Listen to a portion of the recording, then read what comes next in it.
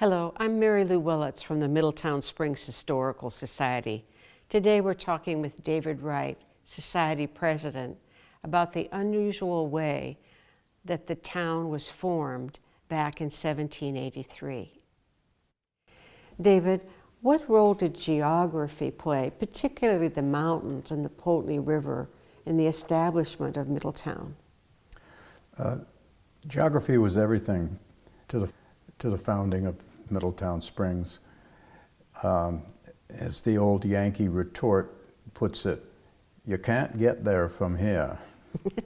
The Revolutionary War had ended, and the Native Americans who had participated in the conflict between the British and the French had largely settled their differences. So it was a safe place to come and settle.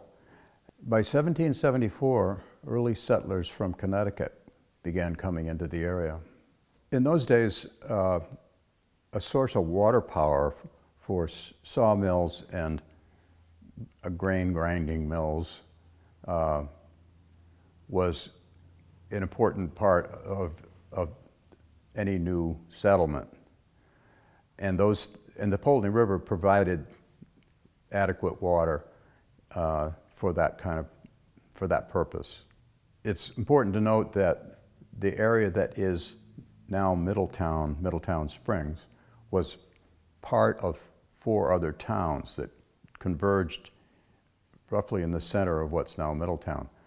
A ring of mountains around this area influenced their choice of creating a new town because the mountains kept the settlers from getting to the centers of their respective towns. Those towns were Poultney, Wells, Tinmouth, and Ira on the 4 directions. The towns of Vermont were created on paper on a map by 2 rival governors of New Hampshire and New York State. There were ongoing disputes over which grant took precedence. In other words, there was a whole map of New York towns in the area that's now Vermont, and there was a map of New Hampshire granted towns in what is now Vermont. And largely, the New Hampshire grants have prevailed. That's what Ethan Allen and the Green Mountain Boys were about. Ethan Allen was a land speculator, and he had come from Connecticut, and he had put his money on land that was granted by Benning Wentworth, the governor of New Hampshire. And he and his cohort fought for the right to own that land because they had paid for it, of course. They didn't pay the governor of New York, they paid the governor of New Hampshire. And so they ended up kicking a lot of settlers who had come to claim land that they had paid for to the governor of New York, kicking them out of the state. And that's sort of the basic history of how Vermont was formed. So these towns were laid out on a map, on a piece of paper, without much regard to topography, because no one had been there yet, really, and they were virtually unexplored.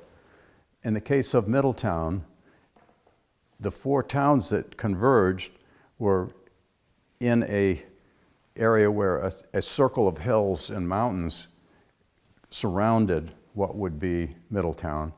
And when eventually the local people who wanted to create a town out of those 4 converging towns got together and hired a surveyor, the surveyor went around on the peaks of those hills and mountains to survey the borders of the town. So Middletown is kind of in a bowl.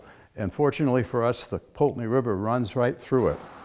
And in the center is an area of relatively flat land where valleys converge. And it's a beautiful place to have the center of a town where you have level land to build houses, to establish businesses, and to have a town green. And that's kind of how it came about.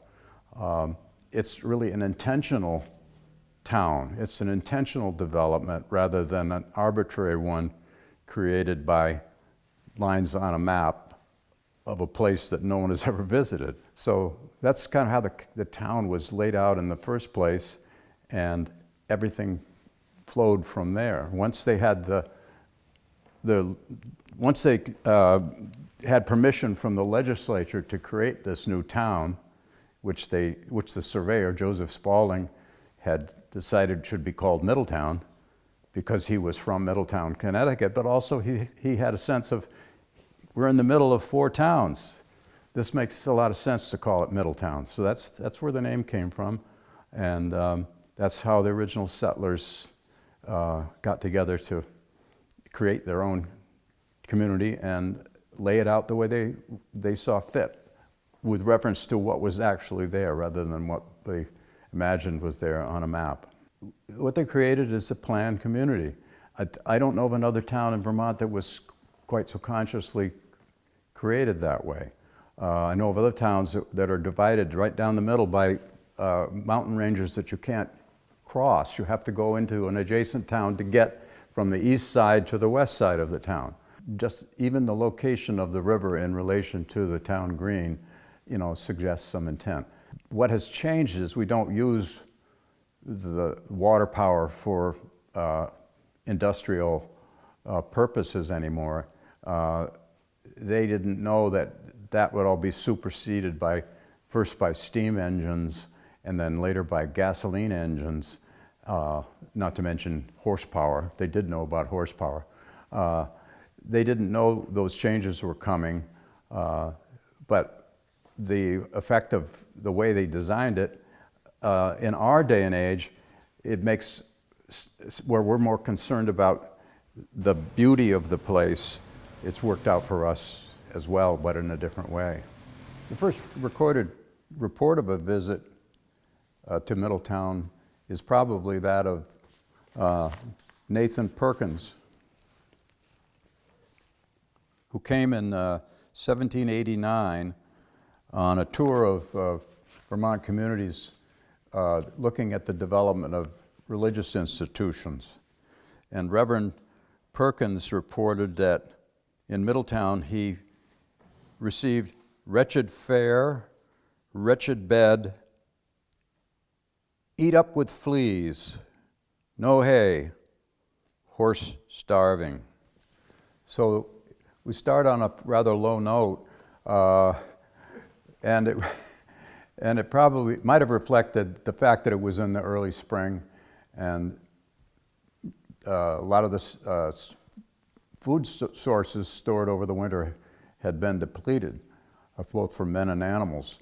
That could have been the tavern of Luther Fillmore, because he was in business at what is now the Four Corners of Middletown Springs, where the town office now sits. Within 30 years of the first settlement, the population had grown to over 1,200 people, 1,207 in 1810. Whereas the peak of population was in 1810, in 1811 there was a major flood here that wiped out all the mills but 1 or 2. This put people out of work, and in some cases they left the town seeking employment elsewhere.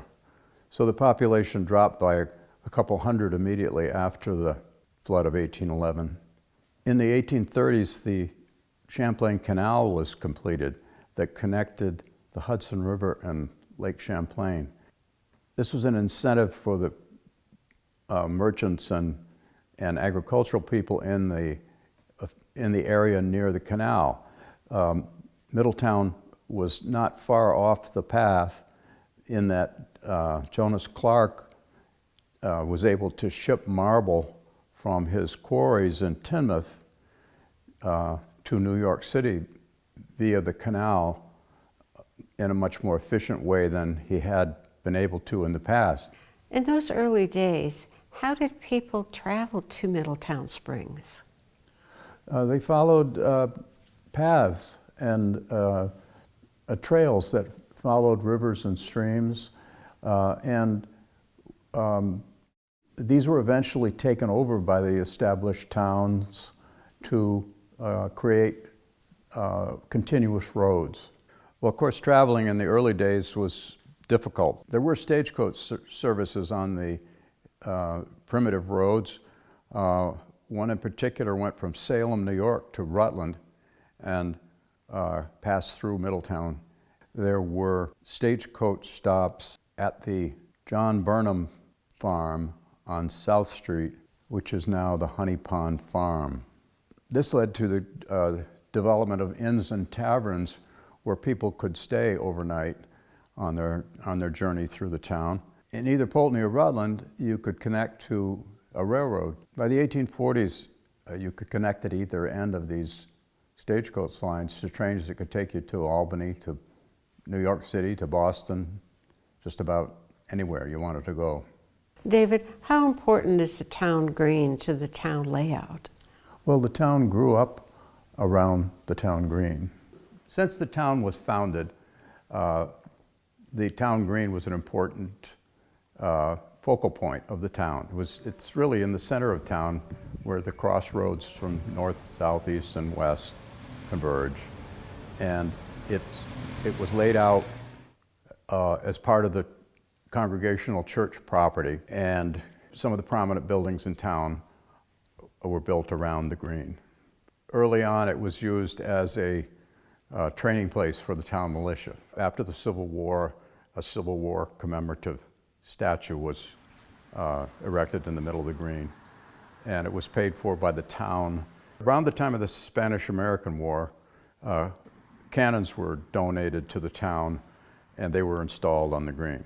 Could you give us a walk around the green and talk about the significant buildings that are there now? Yeah, let's start on the west side along North Street and then move on to the buildings along the north side of the green. At the corner of West Street and North Street is the General Jonas Clark House. General Clark was a general in the state militia and had held other state and county positions and was a prominent citizen of the town. It's a 1814 brick Georgian plan house that was renovated or changed significantly in 1855 when a porch was added on the front. That's what you would see from the outside. The brick we, of course, assume was locally made, but we don't know where. But the marble lintels and other marble pieces came from Jonas Clark's quarries in Tinmouth and were hauled over by horse and wagon. Next to the Clark House is a building that is now the town garage, which was originally the Baptist church, and that was built around 1800. It's a post and beam building which had a steeple and an entrance facing the green. That is now, the entrance wall has been changed by the addition of a garage portion in about 1955. And that's part of the reason that that building is not on the historic register and is not in the historic district book. On the north side of the green, the first building we encounter at the corner of North Street and Park Avenue is now the Middletown Springs Historical Society building, and it was originally or earlier known as the Adams House, but that's a name that it took in the early part of the 19th century when the Adams family had a boarding house, a millinery shop, and a funeral parlor in the building, all run by the Adams family. In around 1900, early 1900s, the town took over the building and it became the community house for the building where various groups met, could use the space in the building, and those included the Grange and other small town organizations.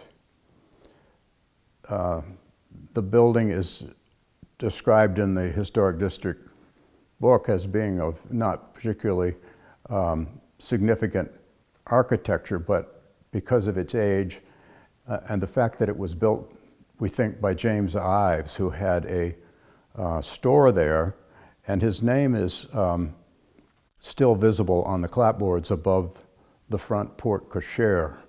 Porte cochere was added in the 1920s probably, when a benefactor, Benjamin Buxton, donated money to the town for improvements to that building. The original part was built around 1800, and the wing on the back, which now has the auditorium and the dining room on the ground floor, was built, we guess, around in the 1850s or maybe early 1860s. Next door to it on the north side of the green is the Congregational Church, now called the Community Church. It originally was erected on the green, on the south side of the green, at the corner of Park Avenue and East Street. And it was a almost square hip roof building. Interestingly enough, it was painted, the roof was painted red, the outside clapboards were painted white, and inside the building, the columns that held up the gallery were painted blue. So it was a patriotic theme, we guess, and must have been quite a sight to see at the time. In 1845 or thereabouts, the building was moved to its present location, and then it was changed to a Greek Revival style in the 1860s, including adding the steeple and the foyer on the front of the interior of the church, which is underneath the steeple. Moving to the east side of the green, we find the Vail House. M.E. Vail was a merchant in town who used a very nice brick building on the east side that was destroyed in the fire of 1920, and you can see pictures of it. It was a Greek Revival brick building with marble columns and lintels. The Vail House was either built from scratch or remodeled from an earlier house that was built in the early 1800s by Amasa Squires. And it was essentially the same plan as the M.E. Vail plan, which was a central entrance off of a porch across the front of the building which faced the green, and then an elaborate staircase inside a entry hall. We think from looking at the way the building was constructed that it's an entirely new building, however. What was very likely a post and beam structure is no longer there. It's now a frame building built with sawn 2x material, more or less conventional late 19th century, early 20th century construction. The buildings on the south side of the green are no longer there. A fire in 1920 destroyed several very interesting buildings. And it was, by that time, the commercial strip of the town. The building opposite the southeast corner of the green, approximately where the Crossman's store is now, was the Valley Hotel. And it was built around 1800. The Valley Hotel was the center of activity in the town because it was a stop on this daily round trip of the stagecoach from Poultney to Rutland. It included a few shops. It was a barber shop, and it was the first place that Dana Carpenter had his pharmacy on the first floor of the Valley Hotel. And then a ballroom on the second floor, and guest rooms, and presumably a dining room. It had a livery stable where the horses could be exchanged on the stage run, and where someone could rent a horse and livery if they were staying at the Montvert Hotel, or for some other reason were staying for a long period of time in Middletown. Above the livery stable at the Valley Hotel was Barker's Hall, so named when Dave Barker owned the property. Later it was called Kelly's Hall when Kirby Kelly owned it. And in that hall were held the town meetings and other local gatherings, and also it was the site of theatrics and vaudeville skits, by some of them by local groups and others by traveling performers that came through town and stayed in the Valley Hotel. Next to the livery stable was a brick building built in the Greek Revival style with marble lintels and columns. It was built by the Clark brothers, the sons of General Jonas Clark, Horace and Merritt Clark. They ran a store there for a number of years and later sold the building and the business to M.E. Vail. Next to the brick store was the home of Henry Gray, set back from the street and occupying both directions at the corner of South Street and East Street. The buildings on the south side of the green along East Street all burned in a fire in January of 1920. The fire started in the Valley Hotel